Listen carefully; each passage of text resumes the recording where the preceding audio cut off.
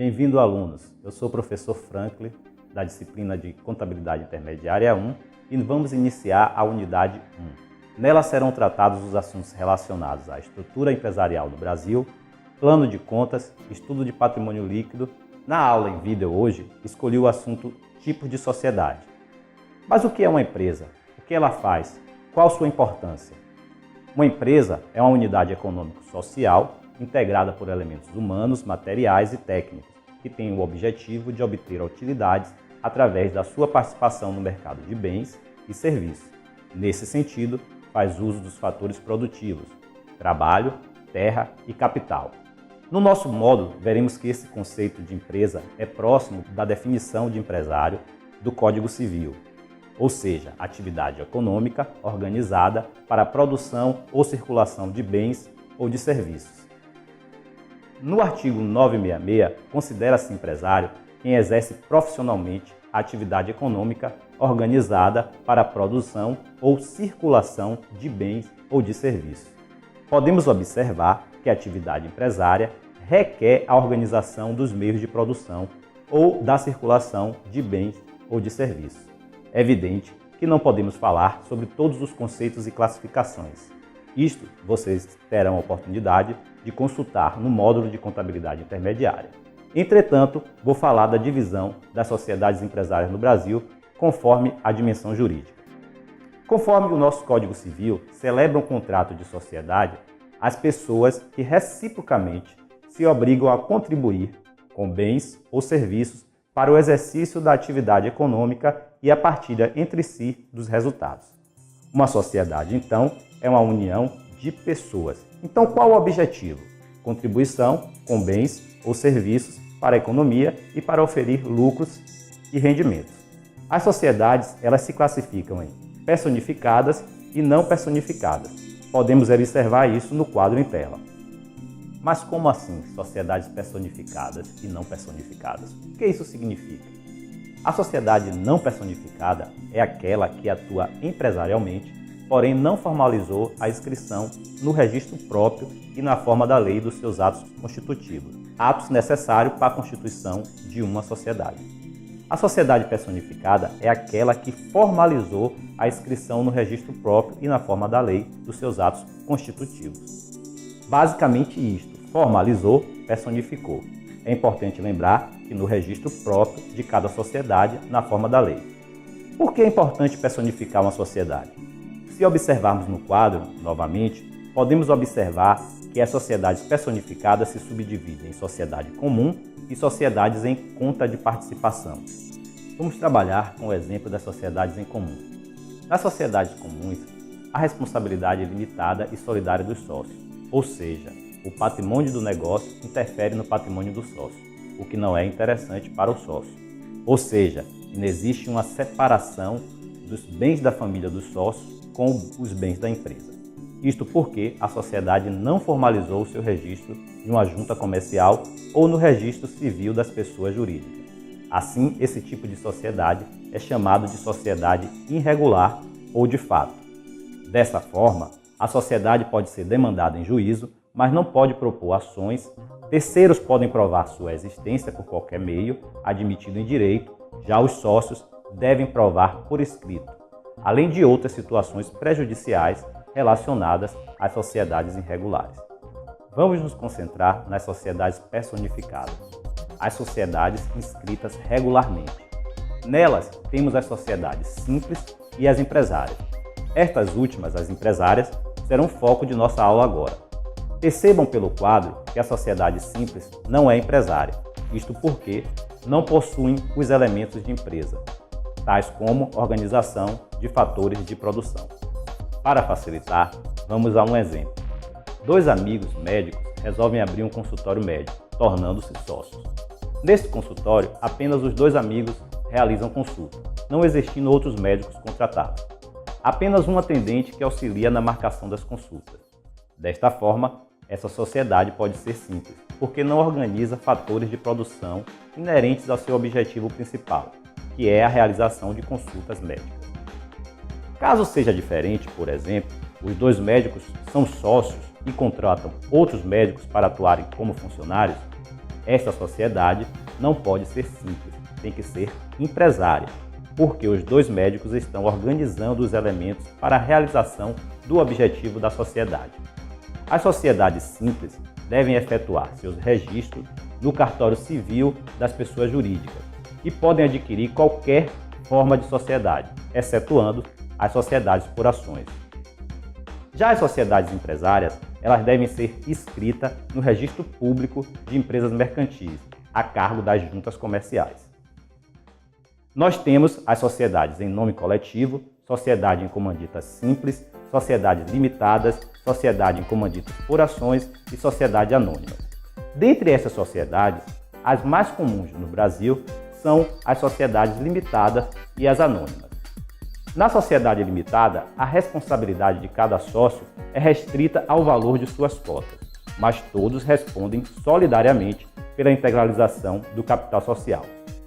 É bom destacar que o limite de responsabilidade dos sócios é a totalidade do capital subscrito e não o integralizado, pois todos respondem solidariamente pela integralização do capital social. As sociedades anônimas são naturalmente sociedades empresárias capitalistas, com capital dividido em ações, cuja responsabilidade dos sócios são limitadas ao preço da emissão das ações subscritas. O poder é definido pela formação de capitais que cada sócio possui e a transferência deles acontece livremente. Bem, agora vamos falar sobre o patrimônio líquido. Quando uma sociedade é constituída, é por meio do capital dos sócios ou cotista, que ela obtém os primeiros recursos necessários para as suas atividades. É justamente no patrimônio líquido que ficam registrados esses recursos em contrapartida aos bens e direitos que os representam, seja dinheiro em caixa, depósitos bancários, imóveis, máquinas e equipamentos, entre outros. O patrimônio líquido é formado pelo capital dos sócios aplicados nas operações da empresa. Depois daí, se a empresa apresenta lucro, o capital da empresa, patrimônio líquido, aumenta. Ao contrário, se ela tem prejuízo, o PL diminui.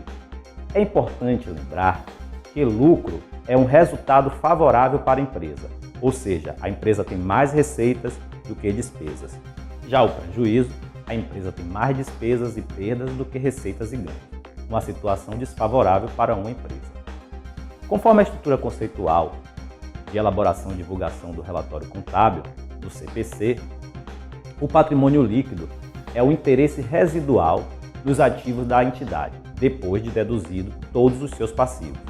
Assim, podemos perceber que o patrimônio líquido é o que sobra para os sócios depois que ele paga todas as dívidas com suas aplicações. Você sabia que o PL pode ter subclassificações? É para mostrar isso que vamos utilizar a Lei 6.404. Conforme o seu artigo 178, o PL pode ser dividido em capital social, reservas de capital, ajuste de avaliação patrimonial, reservas de lucro, ações em tesouraria e prejuízos acumulados.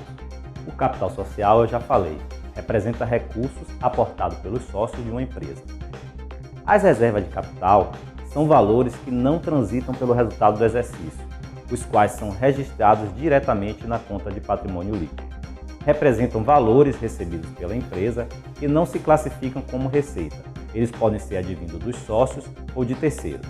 Para ficar mais fácil o entendimento sobre a reserva de capital, vamos imaginar que na reserva de capital serão registrados valores equivalentes a um pedágio para participar da empresa. Ou seja, paga um valor à empresa para fazer parte dela de alguma forma, porém, este valor não corresponde a uma ação. Um exemplo muito bom é o ágio pago na subscrição de ação. A ação vale R$1, mas paga R$1,50. Dessa forma, R$1 será contabilizado no capital social e 50 centavos será contabilizado como reserva de capital, mais precisamente ágio na subscrição de ação. Já as reservas de lucros são parcelas de lucros da empresa que podem ter diversas destinações.